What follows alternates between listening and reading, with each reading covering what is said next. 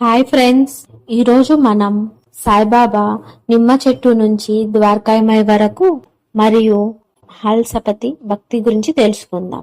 షిరిడికి వచ్చిన బాబా నిమ్మ చెట్టు కింద కూర్చొని రోజులు గడిపేవారు. ఉదయం సాయంత్రం ధ్యానం చేసేవారు, పిల్లలతో మాట్లాడేవారు. కొందరు గౌరవించగా మరికొందరు పట్టించుకునేవారు కాదు. తినడానికి బాబా ఎప్పుడూ వండేవారు కాదు. ఆయన ఇల్లిల్లు తిరిగి భిక్షం తీసుకునేవారు. అన్నం, రొట్టె, కూర ఏదైనా దొరికితే ఒకే పాత్రలో వేసుకొని తినేవారు. మిగిలింది పశువులకు, పక్షులతో పంచుకునేవారు. కొంతకాలం తర్వాత బాబా ఒక చిన్న మసీదులో ఉండడం మొదలు పెట్టారు. దానికి ఆయన ద్వారకామయ్ అని పేరు పెట్టారు.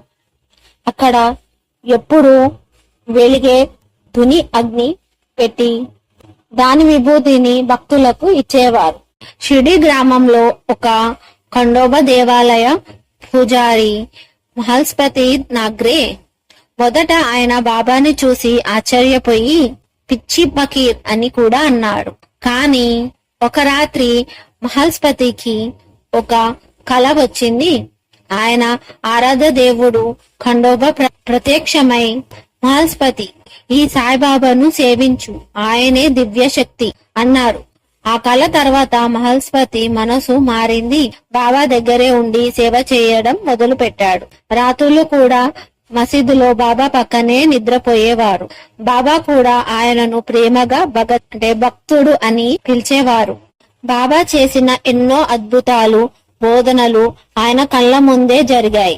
ధనం, ఆస్తి కోసం ఎప్పుడూ అడగలేదు. కేవలం బాబా పాద సేవ మాత్రమే చేశారు. ఆయన విశ్వాసం చూసి మరెందరో షిరిడికి వచ్చి బాబా భక్తులయ్యారు.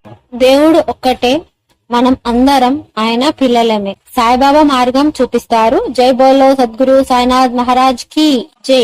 మీకు ఈ కథ గనుక నచ్చితే గనుక లైక్ చేయండి, షేర్ చేయండి మరియు కామెంట్ చేయండి.